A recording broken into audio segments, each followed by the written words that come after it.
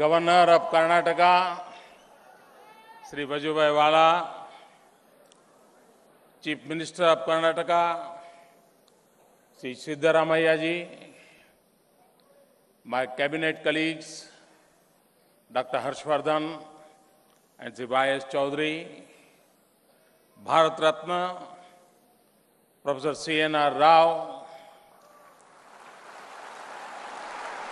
Professor A.K. Saxena, Professor K.S. Rangappa, Nobel laureates and field medalists, distinguished scientists and delegates. It is a great pleasure to begin the year in the company of leaders of science and technology from India and the world. For our confidence about the future of India comes from our faith in you. It is a huge honor and privilege to address the 103rd Science Congress in the centenary year of the University of Mysuru.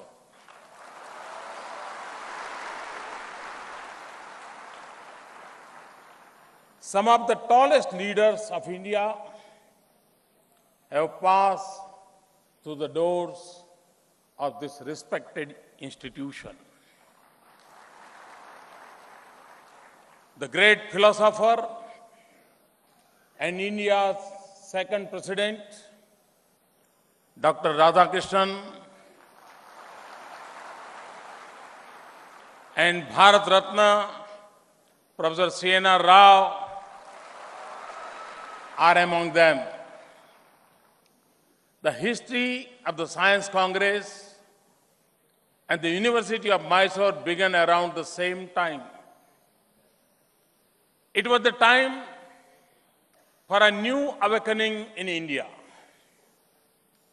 It sought not just freedom, but also human advancement in India. It wanted not just an independent India, but an India that could stand independently.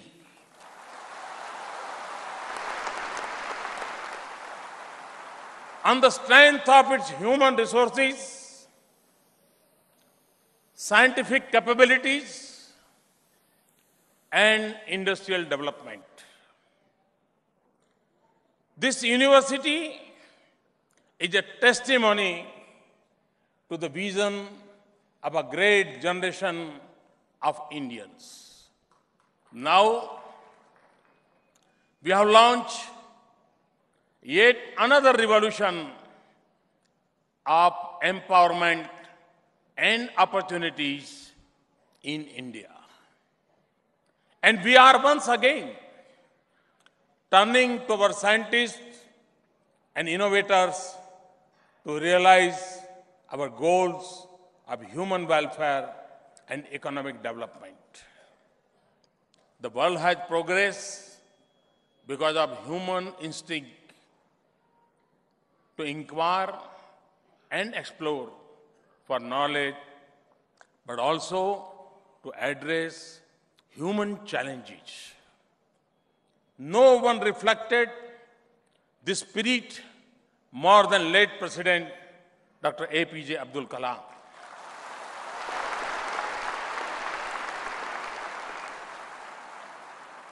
He was alive for outstanding scientific achievements, and his was the heart of a boundless compassion and concern for humanity. For him, the highest purpose of science was the transformation of the life of the weak, the underprivileged, and the youth. And his life mission was a self-reliant and a self-assured India that was strong and cared for its people. Your theme for this Congress is a fitting tribute to his vision. And it is leaders like Professor Rao and President Kalam and scientists like you who have placed India at the forefront of science and technology in many areas. Our success spans from the core of the tiny atom to the vast frontier of space. We have enhanced food and health security, and we have given hope for a better life to others in the world. As we increase the level of our ambition for our people, we will also have to increase the scale of our efforts. So for me, good governance is not just about policy and decision making, transparency and accountability. It is also about integrating science and technology into the choices we make and the strategies we pursue. Our digital networks are expanding the quality and reach of public services and social benefits for the poor. And in the first ever National Space Conference, we identified 170 applications that touch almost every aspect of governance, development, and conservation. We are launching Startup India that will encourage innovation and enterprise. We are creating technology incubators in academic institutions and have asked for a framework of scientific audit for scientific departments and institutions in the government. It is with the same spirit of cooperative federalism that is shaping center-state relations in every area that I am encouraging greater scientific collaboration between central and state institutions and agencies. We will also try to increase the level of resources for science and deploy them in accordance with our strategic priorities. We will make it easier to do science and research in India, improve science administration, and expand the supply and improve the quality of science education and research in India. At the same time, innovation must not be just the goal of our science. Innovation must also drive the scientific process. Frugal innovation and crowdsourcing are examples of efficient and effective scientific enterprise. And innovation in approach is not just the obligation of the government, but also the responsibility of the private sector and academia. In a world of resource constraint and competing claims, we have to be smart in our defining our priorities. And it is especially important in India where challenges are many and the scale is enormous, from health and hunger to energy and economy. Distinguished delegates, today I wanted to speak to you about one of the biggest challenges of the world and one that dominated global attention last year. To define a path to a more prosperous future for our world and a more sustainable future for our planet. In 2015, the world took two historic steps. Last September, the United Nations adopted the Development Agenda for 2030.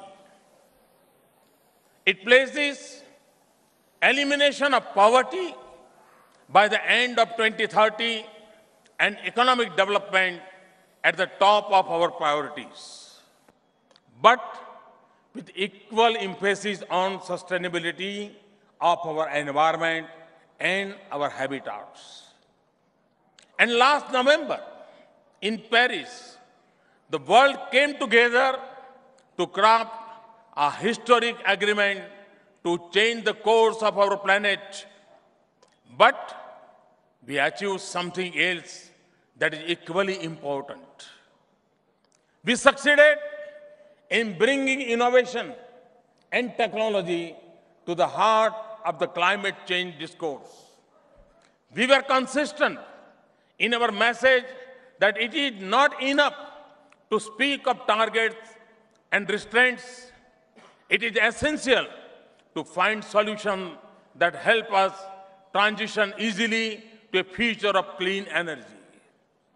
I also said in Paris that innovation is important not just for combating climate change, but also for climate justice. For the developed world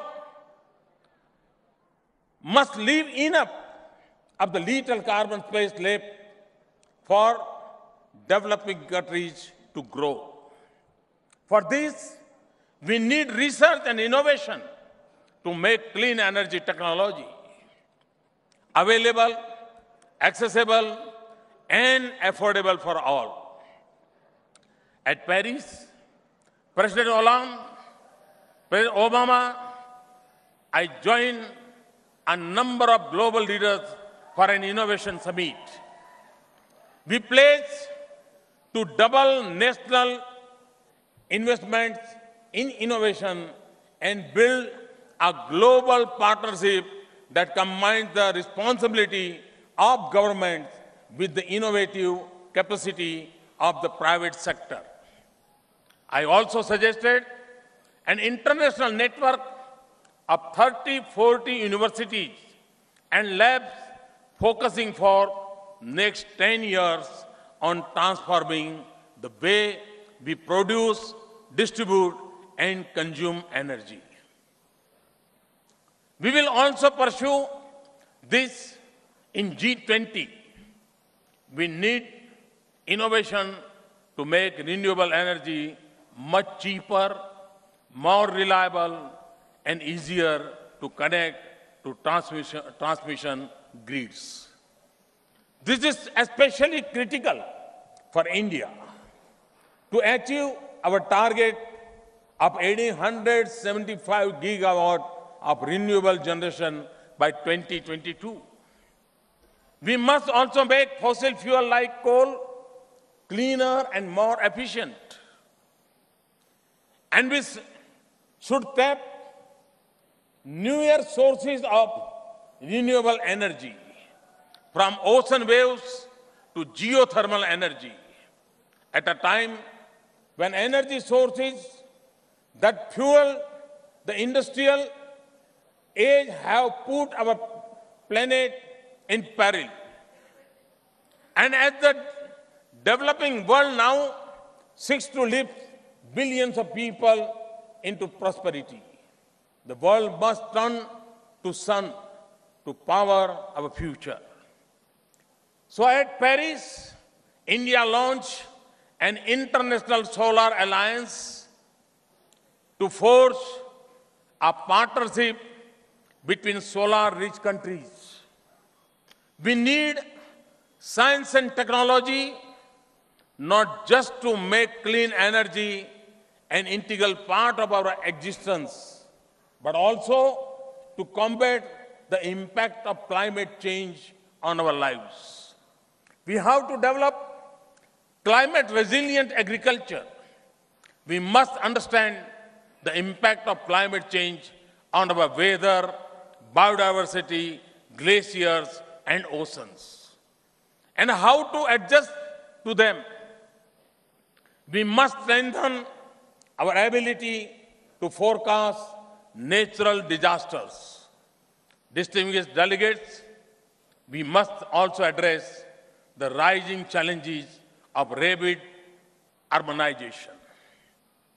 This will be critical for a sustainable world. For the first time in the human history, we are in an urban century. By the middle of this century, 2/3 of the world's population will live in cities. A little less than 3 billion people will join the existing 3.5 billion urban dwellers, and 90% of the increase will come from developing countries. Many urban clusters in Asia will exceed the population of the mid-sized countries elsewhere in the world. More than 50% of India will be living in urban habitats by 2050. And by 2025, India may already have more than 10% of the global urban population. Studies suggest that nearly 40% of the global urban population lives in informal settlements or slums, where they face a range of health and nutritional challenges. Cities are the major engines of economic growth, employment opportunity, and prosperity. But cities account for more than 2/3 of global energy demand and result in up to 80% of global greenhouse gas emission. That is why I have placed so much emphasis on smart cities. It is not just about cities that are networked to become more efficient, safe, and better in delivery of services. It is also a vision of sustainable cities that are both locomotives of our economies and heavens of our healthy livings. We will need sound policies to achieve our goals, but we will rely on science and technology to provide creative solutions.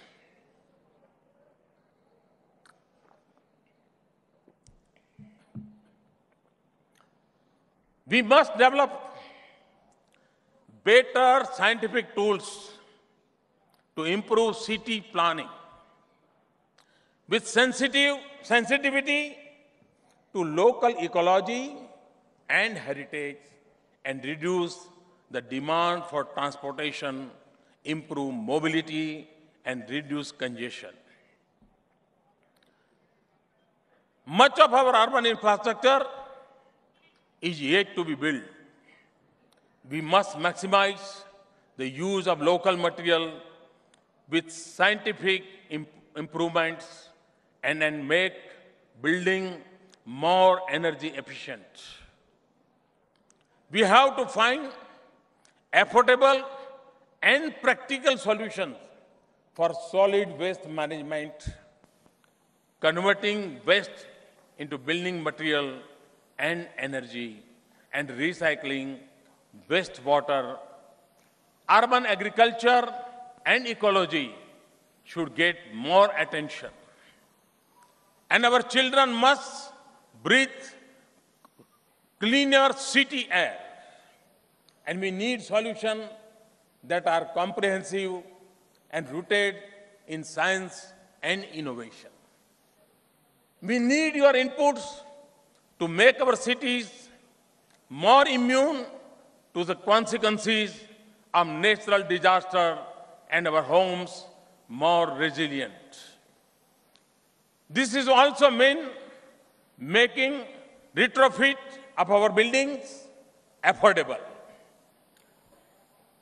Distinguished delegates, a sustainable future for this planet will depend not only what we do on land, but also on how we treat our oceans. Oceans occupy more than 70% of our planet, and over 40% of humanity and 60% of the world's largest cities are found within 100 kilometers of the coast. We are at the cusp of a new era where oceans will become important drivers of our economies. Their sustainable use can bring prosperity and give us clean energy, new medicines, and food security beyond just fisheries. That is why I refer to the small island states as the large ocean states. Ocean is critical to India's future too. With over 1,300 islands, a 7,500-kilometer coastline, and 2.4 million square kilometers of exclusive economic zone. That is why, in the past year, we have increased our focus on ocean or blue economy. We will raise the level of our scientific efforts in marine science. We will set up an advanced center of research in marine biology and biotechnology and establish a network of coastal and island research stations in India and abroad.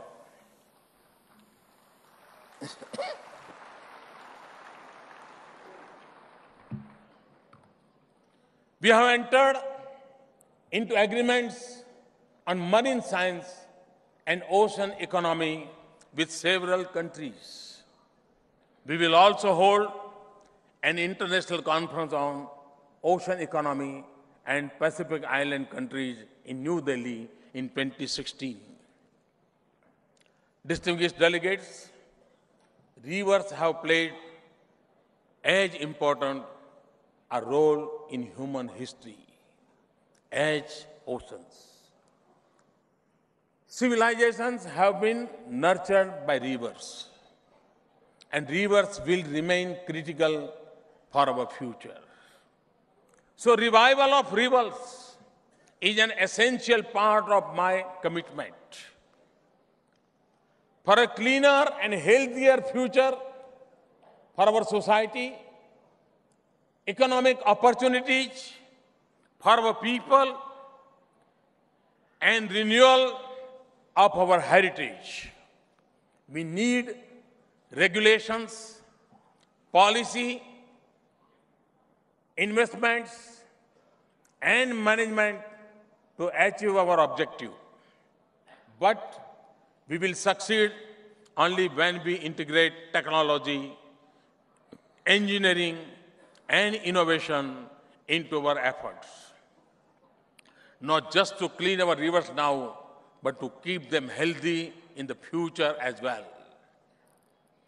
For this, we also need scientific understanding of the impact of urbanization, farming, industrialization, and groundwater use and contamination on the river ecosystem. River is the soul of nature. The renewable must be an element of a larger effort to sustain nature. In India, we see humanity as a part of nature, not outside or superior to it, and divinity manifested in nature's diverse forms. So, conservation is rooted in the natural instincts of our culture and tradition, and in our commitment to the future. India has a rich heritage of ecological knowledge. We have scientific institutions and human resources to mount concentrated national action on conservation of nature that is rooted firmly in scientific studies and methods. Distinguished delegates, and if we wish to restore the harmony between human and nature, we must also harness the full potential of traditional knowledge. Societies across the world have developed the enormous wealth through wisdom gathered over the ages. And they hold the secrets to economic, efficient, and environment-friendly solution to many of our problems. But today, they are at risk of extinction in our globalized world. Like traditional knowledge, science has also evolved through human experiences and exploration of nature.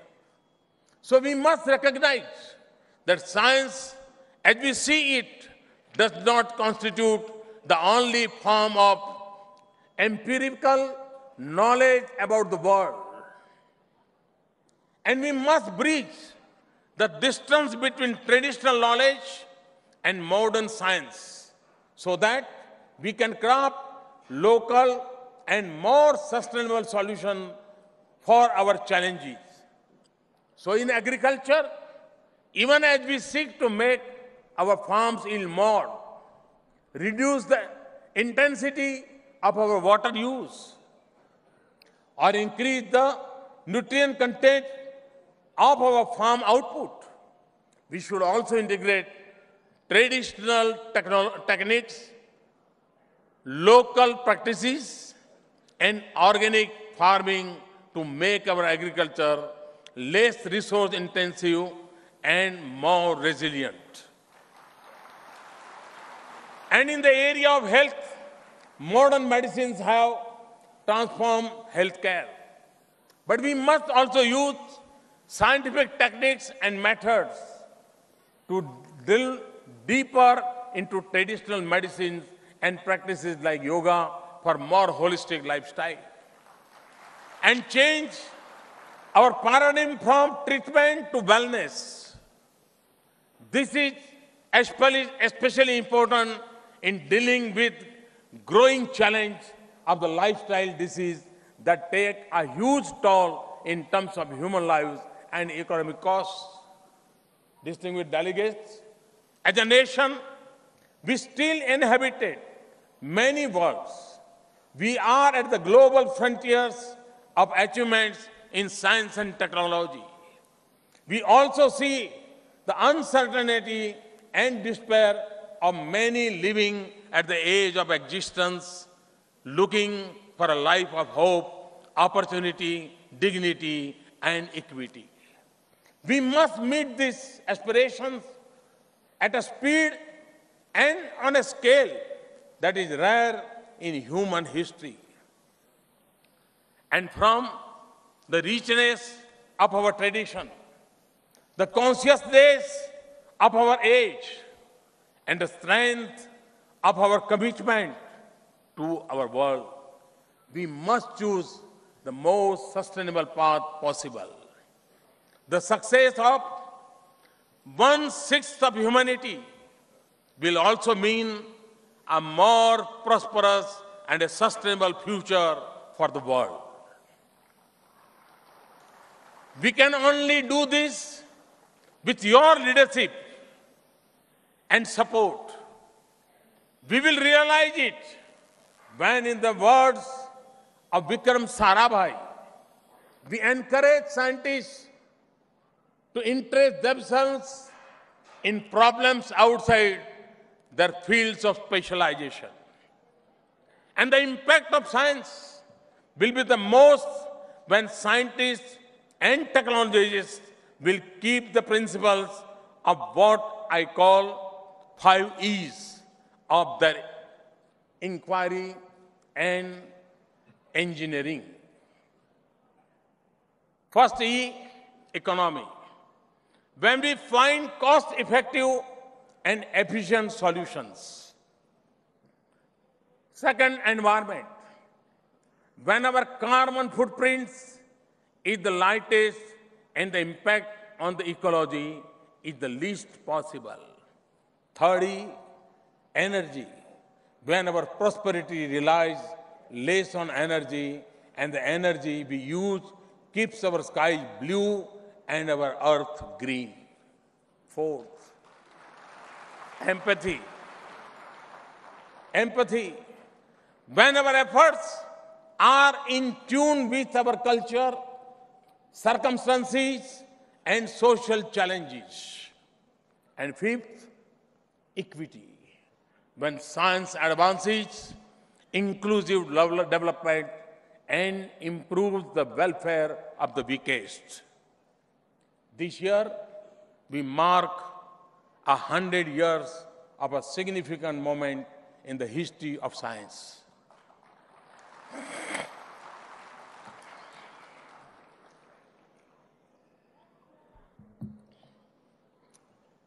When Einstein published in 1916 the foundation of the general theory of relativity, today we must recall the humanism that defined his thought. Concern for man himself and his fate must always form the chief interest of all technical endeavors. Nothing can be higher duty for us, whether we are in a public life or we are private citizens, and whether we are in business or explore science, than to leave the planet in a better state for our future generations. Let the different disciplines of science, technology, and engineering unite behind this common purpose. Thank you very much. Thanks a lot.